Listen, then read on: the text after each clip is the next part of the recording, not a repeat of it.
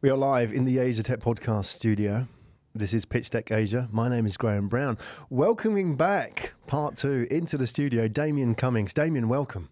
Thank you very much. Good to be back here. It's great to have you back here. When were you here, like 4 months ago, 5 months ago? Oh, I want to say even 6 months ago. But the world of entrepreneurship is so crazy. I don't even remember. But yeah, let's call it a few months back. It feels like years, right? Years ago, dog years. Well, exactly. Because if we were to sort of rewind the clock a little bit, we talk about the growth of Peoplewave and where you were 6 months ago.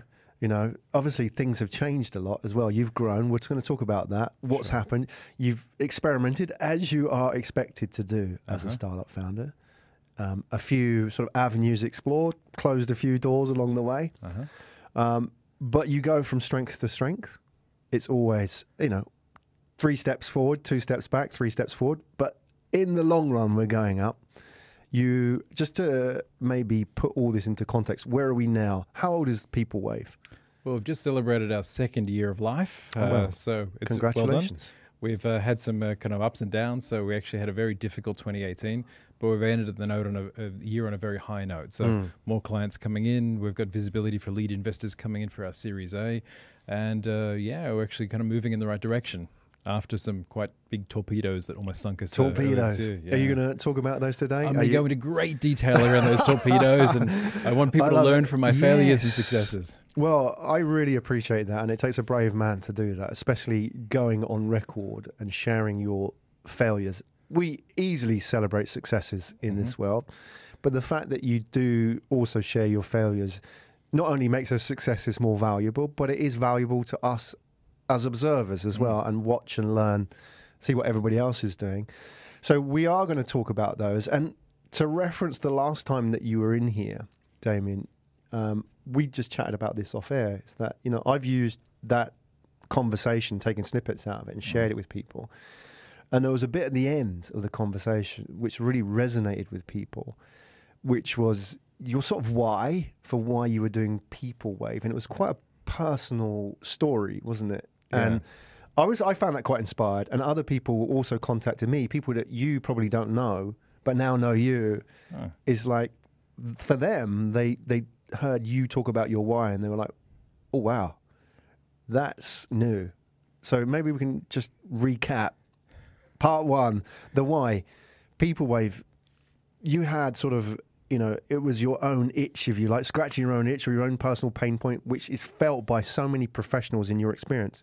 You've done 20, 25 years at the top in your game, in those brands, global brands that you'd worked for. And then... Yeah, then I lost my job. So, so the story of Peoplewave actually is often linked to my story. So my experience has been about 25 years in digital transformation, doing roles in digital and in marketing. And I did get to the top of the corporate world. I held jobs like a regional marketing director at places like Samsung. I was the chief marketing officer at Philips. And my last role was the global head of digital at a large international bank. And, actually on that journey for 20 years of that experience, I've always been a people manager. And I've increasingly had this kind of itch and discomfort about how poorly companies manage people and how much unfairness has crept into things. A lot of biases, a lot of favoritism, a lot of people getting to the top through ass kissing and other things rather than actually hard work or actually doing the right thing. And, it all came to a head for me when I was retrenched. I was laid off. And for me, I was upset about it. It was unfair. But it also in the context of the company actually getting rid of thousands of other people. And again, they do the same thing on an annual basis. Go through, hire a whole bunch of people, get rid of them, start again, focus on more of a bottom line, saving a few dollars, or kind of having a good message for their shareholders, rather than actually doing the right thing to grow the company or do the right thing by employees. So once I kind of lost my job there, I had a lot of good options. I could have taken a corporate job, could have got into a kind of CMO role or another kind of digital transformation role. But I thought, you know what? No. I need to change things for the better. There's been a fire that's been lit for me that I believe that work is not fair. I believe that people are not put first, and I think that has to change. So, it doesn't matter what products that we build. It doesn't matter if we've got a great onboarding tool or a great performance review or we're doing great stuff with employee data. Fundamentally, what we do is we look at how we can actually make work fair, how we can make things more transparent, how we can provide actionable data for people to make the right decisions, and how can we fix people management. And that's what it's all about for us. You know, I look for equally broken people who are frustrated, angry, people who have been laid off, retrenched, fired, people who have been bullied in the workplace, people who have been harassed. Those people come together and have banded together to form this company, all with the single-minded mission of how do we kind of do whatever we can to make work fair with the products that we're building. I love it. Those are quite honest emotions. Yeah. I mean, look, you've got to be honest with what you're doing. And, you know, I've worked at big companies before, and I felt like a disconnected part of a large machine. Right. It feels like, you know, you're kind of living someone else's vision and trying to make those people rich. And, you know, it doesn't feel like they're giving back to you. But I think if you're really honest about wanting to change the world, even a small part of it, you've got to have honest feelings about it and why you're doing it. So when you get up in the morning, shower and go to work, and you're heading into Peoplewave HQ, and does that always sit in the back of your mind, that episode that you had with your previous employers, and the way you were treated? That's where it started. It's not there at the moment. Where it is I see it in other people. Every new hire comes in actually has just been mistreated. I can see clients kind of struggling in their jobs. I can see people who've been overlooked for the promotion. I can see people who haven't got the salary increment they were expecting. I can see, you know, just bad management is prevalent with every meeting, every conversation. You know, whether it's a VC, whether it's a customer, or whether someone who wants to work for us, I can see that same kind of spirit, the same kind of problem that I've experienced in everyone else. So yeah, it's not just about kind of maintaining the rage. It's really making sure you can see it in everyone else and trying to help them. Right. Sharing the rage, connecting the dots. But are those people that you see it in, you mentioned broken people, have they just not yet realized it yet? I mean, because you must have known this was, I mean, you've worked in corporates for many, many years. You know how they work, even from the early days, right? That is the DNA of the corporate. Yet it took something like the retrenchment to make you wake up and realize it, and maybe take you over the line. You always knew about that. Are you, when you see these broken people out there, people who are in these roles and are sort of searching, can you see that in them, and maybe before they can see it in themselves? Well, often they have no choice. I mean, if you've been retrenched out of a job, or you've actually been bullied by a manager, or you've had a difficult workplace situation, people feel powerless. People feel they have no control. And most people are actually very risk adverse. You know, they've got a family, they've got a mortgage. They can't go out and actually launch a startup to try to fix these problems. So yeah, I can see that. I can see when someone's eyes have glazed over because people management has not been well done. I can see people who loathe going into work because they've got to face their manager or a team member they don't get on with. I can see managers who kind of loathe dealing with kind of irritable staff, or people who have no loyalty or don't want to work for the company because you know, there's mismatch of expectations on both sides. So yeah, I don't claim to be, you know, psychic, and I can't say that, okay, this person's actually going through a difficult workplace experience. But you can see the signs. Yeah. You can. The signs are there. Yeah. You're a bit like the Pied Piper. All these broken people, they're everywhere. Yeah. I mean, passion breeds passion. So, yeah, exactly. You know, once you kind of get that kind of thing that people kind of actually can cling on to and believe in, people want to actually solve that problem. Well, obviously we're going to talk a little bit about Peoplewave and what the actual solution is to this people management problem that's endemic in corporates. And it's not created by people, really. It's systems and organizations and priorities, isn't it? So we'll go into that space as well. But before we do people get scared when you talk in these terms? Because you're, you know, with all due respect to you, Damien, you're making yourself quite vulnerable, putting yourself out there, and that takes some guts, right? You know, and that's great that you do that, because in this world, you know, we live in a very fake Instagram world where everybody has filters and has a perfect life, and you know, they all have private jets and you know the condo in Miami and all that sort of stuff. That's the world that we project to people. So for somebody to go out and say, look, actually, this is how I feel. It's not perfect. I'm doing something about it. I've made a lot of failures as well, but on the net, I'm on the way up, right? But I imagine, whilst it's good for you, some people might sort of feel a little bit scared about that. Yeah, of course. I mean, I learned many years ago, climbing the corporate ladder, you haven't made it until you've made some enemies. Okay. You have to put it out there. I don't want to make enemies. I want everyone to be happy. And, you know, not everyone's going to get the vision of the future that we're presenting at Peoplewave. We're about, you know, transparency, data-driven decisions, and trying to actually level set and make things fair. Not everyone wants to actually make things fair. Some people don't want to give up control. Some people want to stick to the existing way of doing things. And we're not going to be for everybody. But again, what we're trying to do is actually kind of look at the trends, The world is moving towards millennials coming in. There's a younger kind of generation of the workforce, so they're more tech savvy, butting up against the old dinosaurs who are trying to keep things the way they were. You've got HR people who don't know any different, who are frustrated in their job and want to move up to the next level, don't have control in their organizations and looking for some help. And generally, you know, across the board, you're finding people who, you know, don't agree with us. That's fine. Some people do, and that's going to be the next wave of things that as we get better, embracing technology, embracing data, and embracing transparency. Yeah. Okay, good. Yes. It's a good measure of success when you have enemies, isn't it? So, I mean, you must be doing something right if people find something wrong with it as well. That's it. I mean, otherwise, if people just like what you do, you might as well be invisible, right? Yeah. You've got to, you know, not galvanize people, but you've got to do something that's going to attract people who love what you do enough that some people might disagree with it as well, right? Yeah, so no one wants to be mediocre, but the reality is so many companies are. So if you can provide a mediocre solution, go for something that's going to be game-changing, something that's leading into something that people love. And of course, for every kind of 10 people that love it, you're going to get a couple of people that hate it. Yeah, good. Yeah, happy days. Happy days indeed. Right. We have your previous pitch deck here. I'm just going to flash up a couple of slides just as a reference point because it's a journey. This is, you know, your company as much as your pitch deck, Peoplewave, your team. It's a living, breathing thing. It evolves and changes, right? So just so people know, if you are watching this on the video, we'll also describe a little bit with the audio. I'll just jump in and just to reiterate here, this is the problem. So this is what we talked about, and you went a bit more in depth in this in episode 1 about losing your job, right? And the solution to this was, if I could just jump forward to slide 9. Sorry, I'm ahead of myself here. Slide 9. Yeah.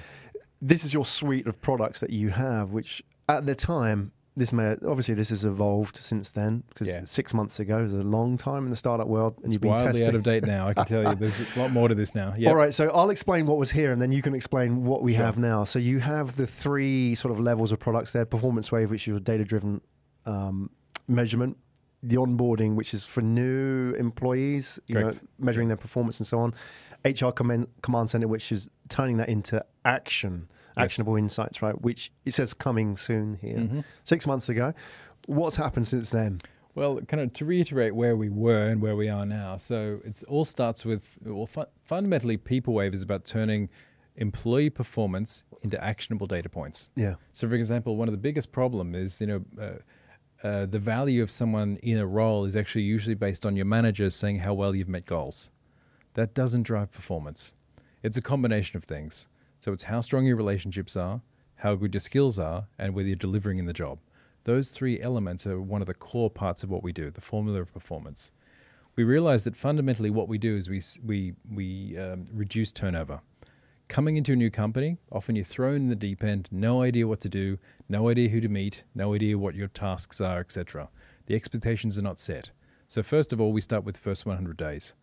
You've been hired, you come into a new organization. What we do is set expectations, give you data-driven feedback, connect you to the right people in your network, and then we'll basically set you up for success. That lowers early turnover. That then moves into Performance Wave, which is reimagining the awful annual appraisal process into a continuous 360 feedback, getting feedback from internal stakeholders and your external customers. Again, a little bit revolutionary there. Again, looking at the 3 aspects of performance: your relationships, your skills, and your delivery. That then moves into a series of data points we've created. For example, we believe that fundamentally employees should own their own data. You know, the anti-Facebook. So, and with what we do with our first couple of products, we collect a lot of data on you: your name, your job title, your gender for things like diversity reporting. Are you a manager? How many people do you manage? How strong are your relationships? How good are your hard skills and soft skills? How well are you delivering, and your overall kind of score out of 100? What we do with that is that we're moving that into 2 directions. We're actually turning all of that data into the analytics suite called the HR Command Center. So what the first 2 tools do is actually generate reports. The third tool actually gives you insight. You know, in any company, it's very difficult to answer the basic people questions. Who's your best employee and why? Who's your worst? Who are your high-performing teams? Who's going to leave your company in the next few months? So all of those and more importantly, who are good and bad managers. So all of that information we're actually getting from the analytics suite called the HR Command Center. We haven't officially launched that yet. It's launched live in Q1 next year. And then the new product offering is actually in the blockchain. Now, we'll go into this a little bit later, but we went through an ICO process that we tanked spectacularly. Yeah. It was so awful. And I can explain how not to do one. Well, can we just part we'll that go back to that? Because that's a subject, that's a chapter in itself, right? But what came out of that is that we're extremely bullish on our blockchain solution. Yeah, right. We call it Wavebase. And what we're doing at the moment is building that out because we want to give ownership of the data of employees back to the employees. And there's no platform out there that does this. People lie on their CVs, for example. They're lying on their LinkedIn profile. They're exaggerating, putting new things up there. But what we believe is that wouldn't it be great if you could actually give that real world performance, that verified data, give ownership to their employees. So no matter who their boss is, which team they're in, or even which company they're in, they have this verified record of their performance that we've moved to the blockchain solution. Right, they can take that with them to a future employer, right? Correct. Okay, it's not owned by the employer, which was the case up until now, right? We're giving power back to the employee. So that's a new tool called Wavebase is actually looking at how do we do recruitment in a new and interesting way, how do we do background check and screening, and basically how we assign ownership of data back to the employee. Okay. Blockchain. So you're bullish about blockchain, the technology, but not necessarily bullish about ICOs. Yes. So, and we were chatting before we went on air, and you came up with the quote of the day, Damien. Success is not a great teacher. Failure is. Explain yourself. Well, success is great. You can actually luck into it, or there's many reasons why people might be successful. If you throw enough money at it, often you are. But failure, regardless of where you are in a company or in which role, is always a great teacher. So we've learned a lot from our failures. Now, we had a series of issues. So back in March, April this year, we thought we'd take some easy money. We thought ICO would be the way forward, where we have a very clear case with a blockchain solution that we can tokenize. And effectively tokenizing employee data, giving rewards back to employees and companies using it, made a lot of sense. What we ended up doing is trusting the wrong people. So there was a contractor that worked from us that ended up stealing a large amount of money, a large amount of our tokens, and defrauding us with fraud and embezzlement. It effectively almost bankrupted us and put us out of business in the middle of the year. Wow. We also, based on some bad advice, actually had a cryptocurrency out there that currently doesn't exist anymore. But you had your own coin? Yeah, we had something that was called PWV, but no longer exists. We will have a new version of that called PPL in the future because there's still a need to tokenize the Wavebase solution. But basically we got torpedoed by someone who deliberately targeted our business and tried to destroy us. Second part is that the sentiment in the market changed. So people, are not billionaires in the Bitcoin world anymore. So they're very, I guess, bearish about not bearish about putting money into this kind of space. And third, actually, we took some bad advice and actually ended up trying to list on an exchange before we completed what was called the private sale.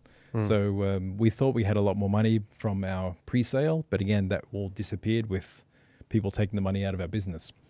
What it also meant is that because we put so much effort into that for about a 3 or 4 month period, we lost sight of where the core business was going. We didn't put efforts into sales. We didn't put effort into traditional fundraising like we should have. We basically had to let go the entire Singapore team. Everyone left. We got down to basically myself here, plus our development team in the Philippines. And then we had to kind of build ourselves up again.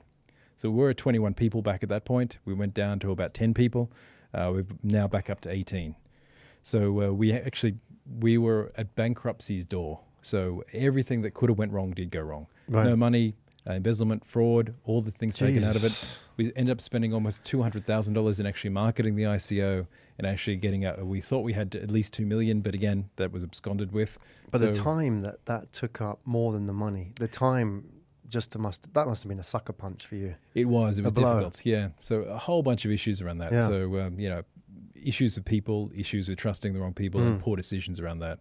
So we dusted ourselves off and kind of moved on.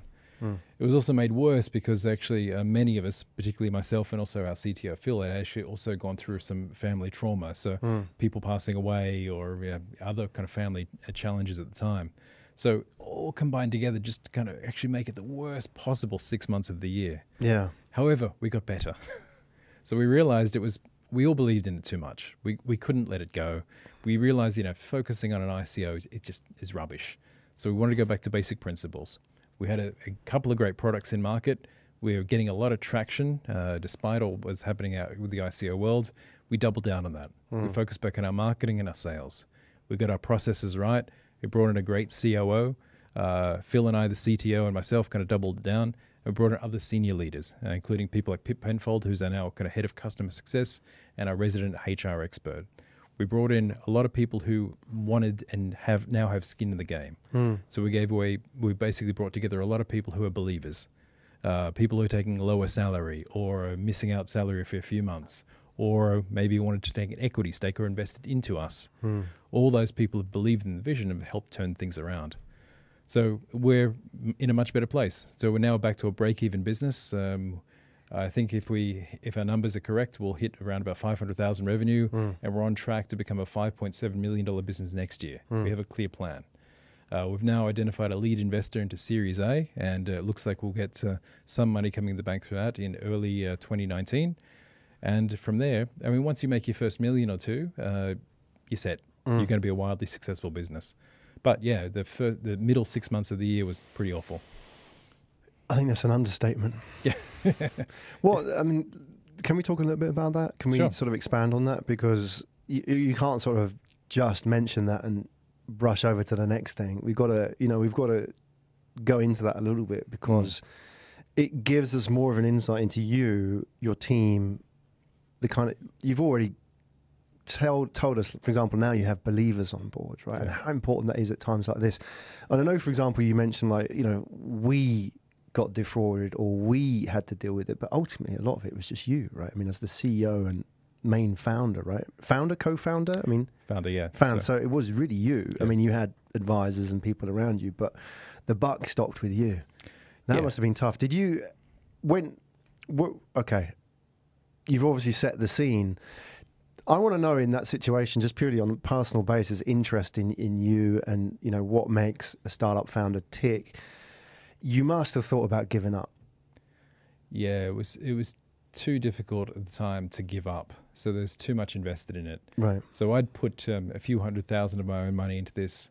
I actually had my house up for sale to try to sell it, to actually kind of put money into the business. Luckily, I haven't had to do that yet because the market's down. I can't sell it. Yeah. I put on a lot of weight. So the way that I was dealing with stress is working long hours, eating crappy food. Yeah. I didn't do anything. I stressed. I couldn't sleep. I was, and the decisions we had to make were very difficult. So we gave people choices about whether they wanted to continue on or whether they wanted to leave the company. Yeah, that's tough. Yeah, and it was. I've been there. Yeah. We've had a lot of great loyalty from everyone, and I love everyone who's actually worked at the company. They've all done an amazing job. But again, it was tough, in middle of the year when many of the kind of guys in Singapore had to leave us of their own choice. We wanted everyone to stay, but couldn't end up doing a deal with them. But again, we've built it up from there. So yeah, on a personal level, what I'm trying to do now is actually be a much better man for my birthday for April next year. So I need to lose a lot of weight. I need to get fit. I need discipline again. So all that kind of went out the window. So my brother passed away in the middle of the year. My family was all kind of traumatized about how, because he's quite young, he's only 21. Oh, shit. Yeah, it was tough. And the business was going bad. I had someone we trusted end up kind of stealing from us, taking money and taking away, all the impetus of the business. We lost time. And I think mental illness and depression, they're very real things. And I think, even for a limited amount of time, it wears on you. All you can do is, you're a human being. Yeah, you're not a robot. Exactly. So it was a tough time, and not just for me. It was for our CTO and co-founder Phil, all the team members that actually kind of rallied around it, all going through it.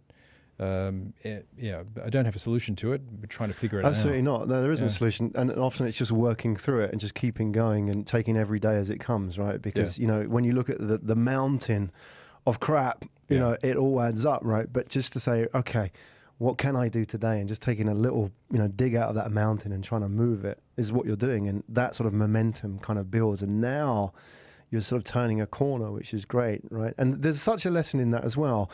I want to know, how did you, did you sort of come out of that understanding things a little bit clearer? Because you had a bigger team before you went in. Yep. You had all this sort of shiny object of the ICO, which distracted you. And then you were chasing around, obviously, because somebody had shortchanged you and defrauded you, right? And, all the family issues as well. But at some point, did you realize actually, this is what I need to focus on, this thing, and all that rest is just noise? Yes, that's exactly what happened. I've got to go back to my first entrepreneurial experience over 20 years ago. So back in the 1990s, during the dot-com boom, I did start a web development company with 2 other people, and we did that for about 4 years. We raised $500,000 from a mining company. We're building websites for major corporations. But with the dot-com bust around the year 2000, the business was about to go under. Now, at that point, we were almost 20 people in Australia, and we had to make some decisions. Now, I was a young managing director at that point. I didn't know much, and I was foolishly trying to keep the directors, the employees, and the products going. And what I was trying to do is sell the business off to a large company. And all the advice I got at the time is jettison the employees, get rid of them. Keep yourself, keep the core IP, start again. And at the time, I thought I didn't want to do that. I was trying to be, I don't know what I was trying to be, too ethical, too moral, whatever. Yeah. And I realized, all those employees were fine. We actually we over-delivered in terms of trying to keep them happy, and they all went on to live happy, great lives and had great careers. So this time was a little different. So, I didn't want to try to make decisions on the behalf of the team at Peoplewave about whether they wanted to stay or leave. We were just very transparent. Here's how much money we have in the bank. Here's how much the costs are going to be. We want to keep you. What can we do in terms of a deal? Are you willing to put up with this risk? And again, what it became is once you lay all these things out, regardless of whether it was the right or wrong answer, at least it became fair. So people could make their own informed choices about where we were. And I think that was the key thing. Now, I can't say I've always done the right thing around it, and your communication has been patchy at times, but try to be as open and transparent as you can be around what the decisions are and where this is going to go is extremely important. And that was probably one of the big lessons for me. It's like, I didn't want to do what I did 20 years ago. I don't want to fail because I had these kind of high ideals that I was trying to protect people. People don't need protection. What they need is information. They've got to make their own informed choices. No surprises. Yeah, exactly. No surprises, as much as possible. Yeah. Yeah. It's fascinating if you were to put those two, in writing your book, the autobiography, those 2 chapters, if you were to take that chapter in your life and also the chapter when you got retrenched. Yep. They're almost similar, but from different angles, aren't they? I mean, it's the same kind of situation that came up, but dealt with completely differently. Yes. What do you think the lesson is in there for startup founders and for corporates as well, dealing with talent? Because there is definitely a right and a wrong way to deal with this, right? There is. I don't know if it's necessarily about talent, but the major lesson for me is it's the strength of your network. You can't do it alone. You need a very strong network of people around you. So even if it's not, people are going to work for you or shareholders, for example, you need people to talk to. You need people to help you. You need to rely on someone. And, when push comes to shove, if you need a customer, you need to be able to call someone up and say, hey, man, I need some money to do this. Can we do a pilot or can we do this? And I think it's also a sense of fearlessness. So much people kind of want to, I see so many tech startups doing this, tinkering with their kind of product in a back room without talking to customers. You need to get whatever version of your product out there in front of someone. They can tell you it's a piece of crap, but at least you know where to fix it. You know where there's an interest or not, and actually you can quickly correct it. So what I realize is it's primarily about having good relationships and building a network. Doesn't matter whether it's a digital one, such as via LinkedIn or other social media platforms, or calling people up. But again, the key difference in those 2 choices I had, which is I've got a network and go to now. Not everyone likes me, but people will still pick up the call and answer it. People will take a meeting. If you're fearless about it and actually, you're not trying to oversell people on stuff, you really want to get their opinion. Maybe you want them to do a pilot. Maybe you want to add value to their life. Generally, people will say yes. People want to help each other out. Just got to reach out to them. I'm absorbing what you're saying because I'm thinking about advice for myself, like stop tinkering. Stop tinkering, just do it. Get to the moment of truth. Yeah. It's showtime. Exactly. Like stop messing around. Yep. Like, get out there. It's comfortable to tinker. Yeah, it is. But again, it depends what your goal is. So if, I'm trying to create $1 billion business. Yeah. It just happens to be very small right now. But what we're trying to do is we've got a big vision, we've got a big purpose, and we will be a big company. So you've got to put it out there. You've got to test it.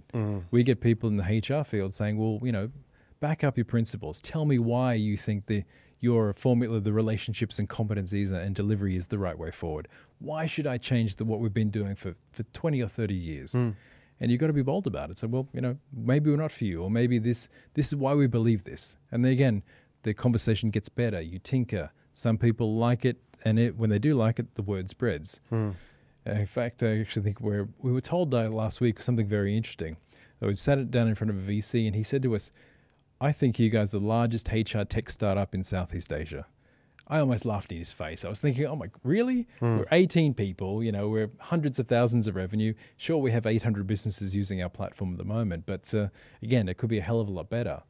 But I realize if I'm so dissatisfied with where we are, and I know we're going to be so much bigger, and we're already ahead of all the other people in the space, it tells me that too many people sit in the back room and tinker on their product trying to make it perfect. What I believe is that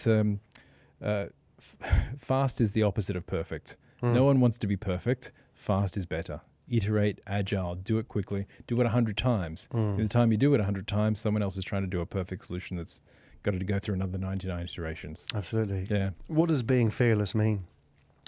Well, basically not worry about being failure and not being a failure. I think you've got to... Does that mean publicly sharing your failures? Is that part... I mean, there's a benefit to the listener in hearing your story and your failures, but is there a benefit to you in doing that as well? People want to help.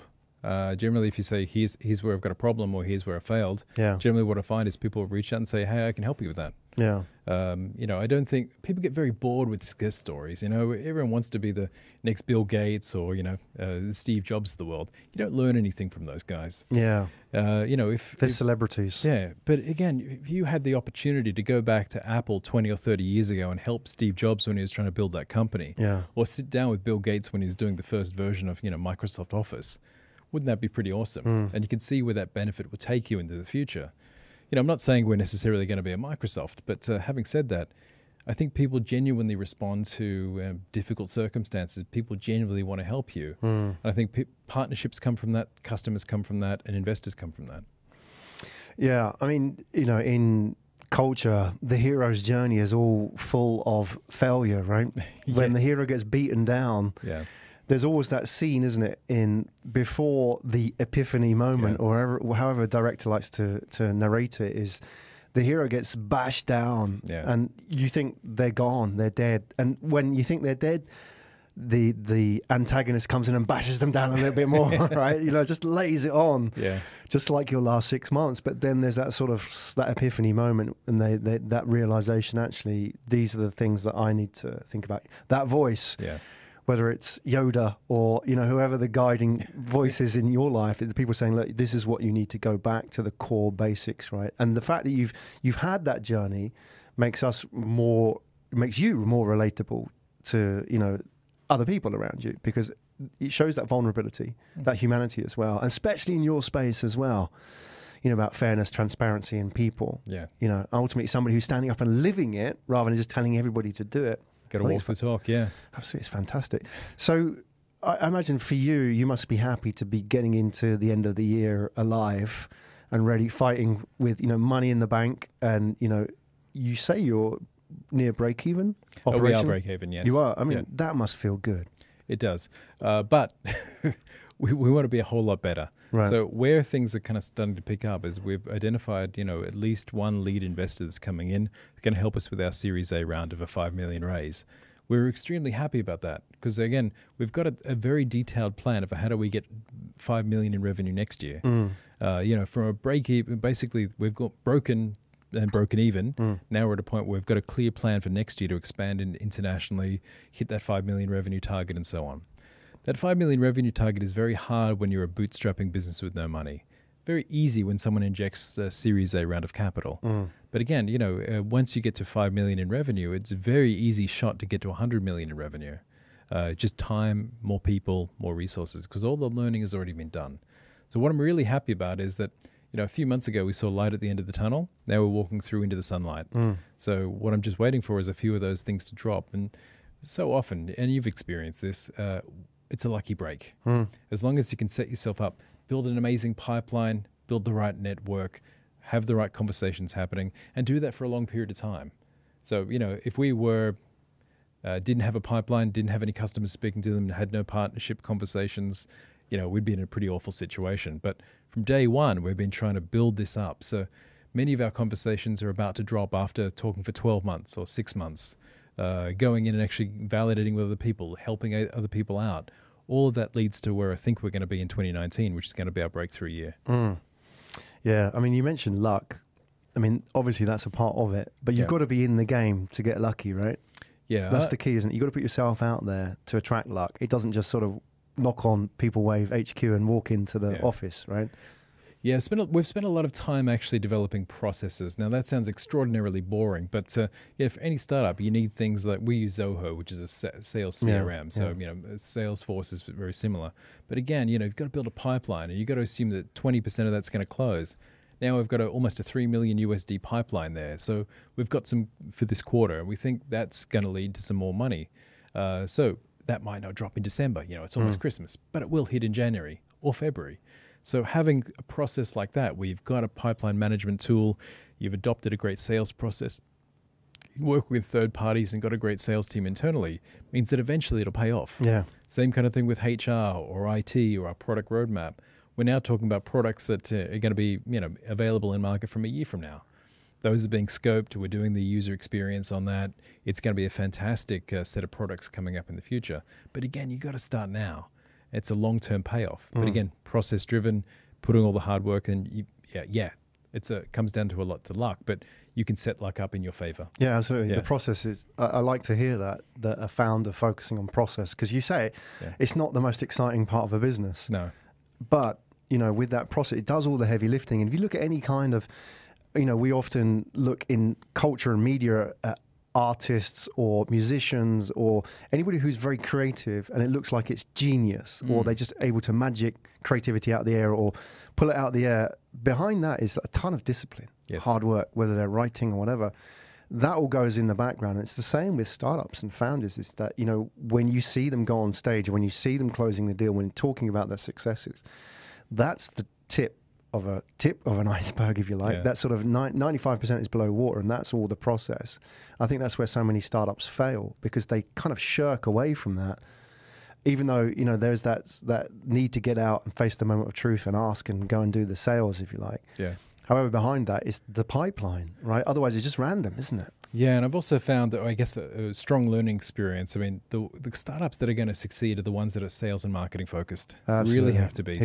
So much, I see great kind of products out there, but I see no commercial outcome. I see people who struggle with marketing, and, marketing needs to be your first or second hire.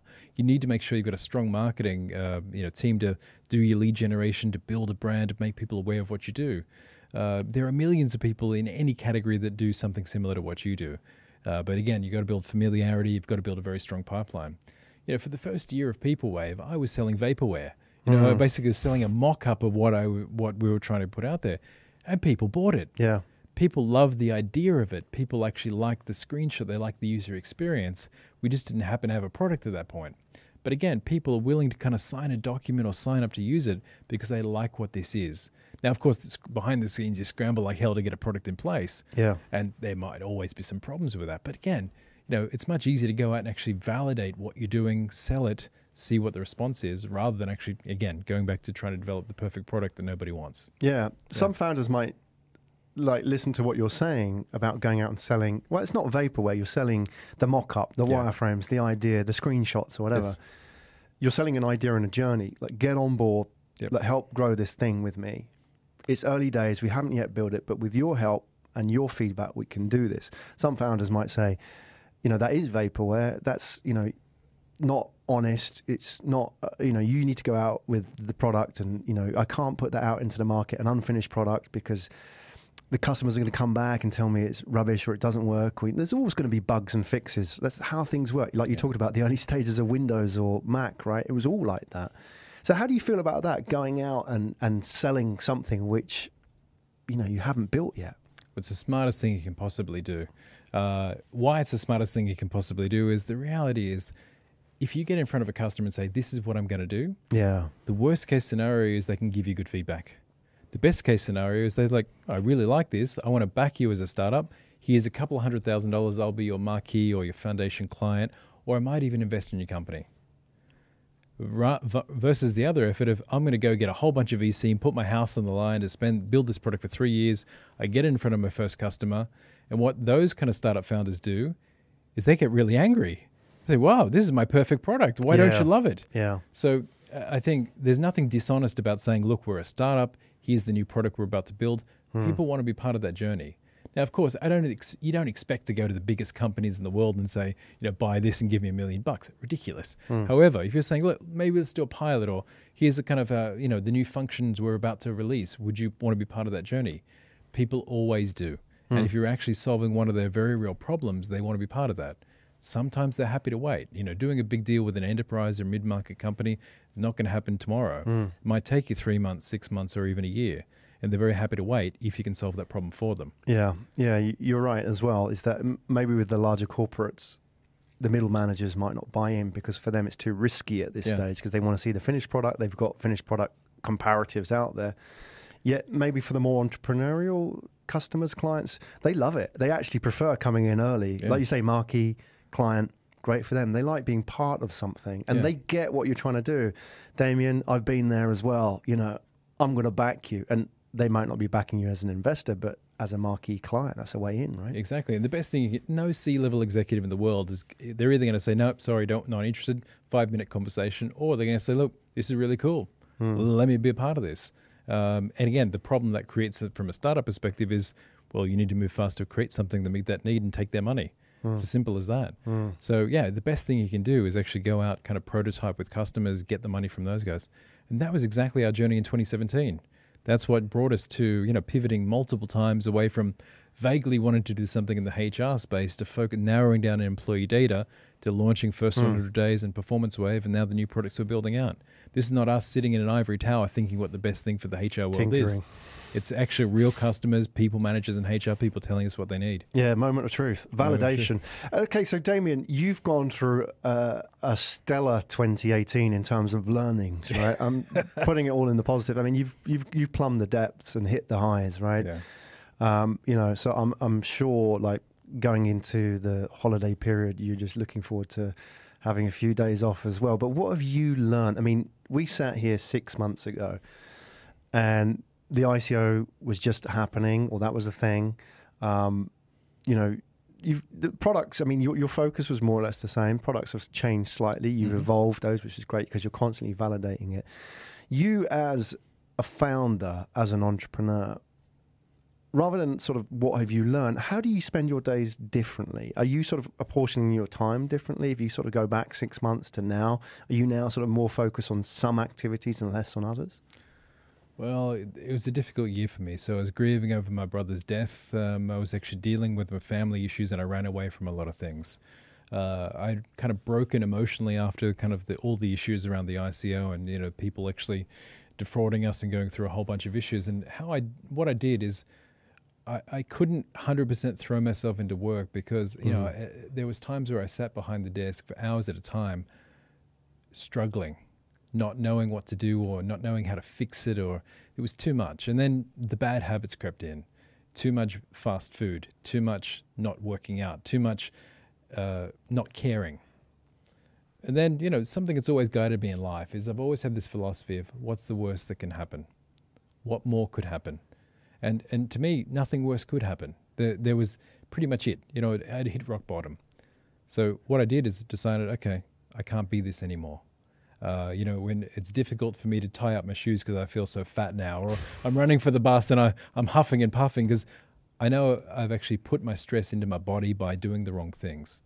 So now I've got the hard task of changing things, changing my attitude, going back to learning again, back to education and university and so on, getting fit, going through horrible diets, which I hate, but again, it does work, and also getting back into physical exercise. So the learnings for me is, you treat yourself probably the worst you're ever going to treat yourself when you're going through those difficult times. And often you kind of keep your emotions in, you can't talk to people, so you take it out in different and bad ways. So it's really, how do you kind of put yourself first a little bit? How do you make sure physically you're fine, mentally you're fine? How do you have the support of people around you? And how do you open up? If you can do those things, and that's what I've now been in a journey for the last couple of months doing, I've set myself a goal. So by the time my birthday rocks around in April next year, I'm going to be a fitter, happier, more stress-free person with trust of people around me, a great team to do things, great support from the people who are around me that love me, and just generally with a better attitude and a better physical outlook on life. So that's what it's all about. You've got to take care of yourself because no one else will. At the end of the day, that's what's left, right? Yeah. Damien, it's been a real, what can I say, inspiration sitting with you today. And, you've just gone through, I can't describe, and you really know what you've been through, and you've shared just a little bit of your journey in 2018 with us. And I hope 2019 is more positive. And it sounds like, touch wood, that it will be. You've set yourself up for that. And I think that, I don't know, maybe some things happen for a reason, right? And you went through a tough year. Some of it, obviously, you couldn't avoid, but, you've learnt lessons about people as well. And, yes. In the people business, that was the hardest lesson. You didn't need to have it dealt with as such a hammer blow, right? Yeah. But you survived that and you grew from it, right? And there are so many lessons for us. I mean, as startup founders, sometimes we have difficult days and, you realize actually, that at the end of the day, you're still in it. Yeah. You're still playing the game, right? You're still, ultimately, I suppose it comes way back to the beginning of why you start a business is, right? You're in the business to, not necessarily to exit the business, but to keep playing this game, to keep doing what you love, right? Yeah. And the fact that people fund you and people buy your products and services just keeps you in that game longer, and to get to do what you love and to work with people that you really enjoy being around, right? Yeah. That's what it's about. So if you're still in it, there's still chance. Well, I guess to end off, there was one thing that kind of actually changed everything. So I realized a few months back that I had started to become the villain in my own story. That I'd realized that I was actually racked with guilt, with a lot of negative emotions. I've done bad things to people, and I've always felt bad about those things. And I realized mentally I had become the villain in my own story. So then I decided I'm not going to do that anymore. I want to become the hero of my own story again. So if you can become the hero of your own story, your attitude changes and everything else does. And that's where I am now. I'm not there yet, but that's the journey. It's work in progress. Work in progress indeed, yes. Man, it's awesome. And I think those listening, those watching your this conversation, hopefully will feel equally inspired. Who do you want to hear from? I know you're in the process of successfully closing, or you have your lead investor in, so by the time this goes out, hopefully things will have advanced. There may be, I think, like with the last conversation, you'll be surprised who it actually touches. And the more sort of honest and the more you put yourself out there, the more you the universe answers as well, in a way. It's like, you'll be surprised. You won't expect the kind of people that come through and say, Damien, I watched that and it touched something inside me. And that's, you were saying the things that I wanted to say about myself, right? Or I was feeling about myself. That's what we kind of find with these kind of conversations that are quite honest.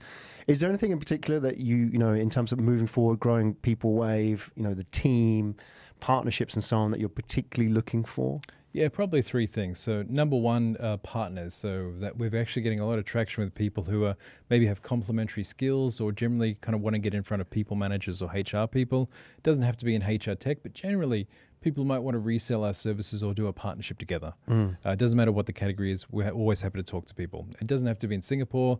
That's actually the more globally diverse in many countries, the better. So that's number one. Number two is we're always looking for customers. Now, again, we can do a deal with someone. If it's a startup, we're happy to give free software and give free advice. If it's a larger company, we can figure out a deal and obviously make it worth their while. And finally, it's VCs. Now, again, maybe less VCs in this conversation, but what we're looking for is people who believe in the journey. So believe in what we're trying to do, maybe believe that we've got a great founding management team here and want to be a part of it. I mean, we're, by the sounds of it, anecdotally from one VC, we're the biggest HR tech company in Southeast Asia. It's not not many steps to go from that into the biggest in Asia. And then, after that, we go big time. Yeah. Well, if you're the biggest in Asia, that's big enough. That's the plan. Yeah. Exactly. Already. Damien Cummings, everybody, CEO and founder at Peoplewave. Thank you so much for being, firstly for coming back, and also for being, your radical candor as well. I think is it's refreshing. Oh, thank you. In a world where we try to portray a super successful persona, and I think people want to break out of that and hear these kind of stories. That's inspiring. And all those people that you mentioned you would like to hear from, what would be the easiest way for people to get in contact with you? Well, there's two ways. Drop me an email, damien@peoplewave.co. You can check out our website, peoplewave.co, and get in touch. Excellent. Damien, thank you so much. It's been a pleasure. Thank you.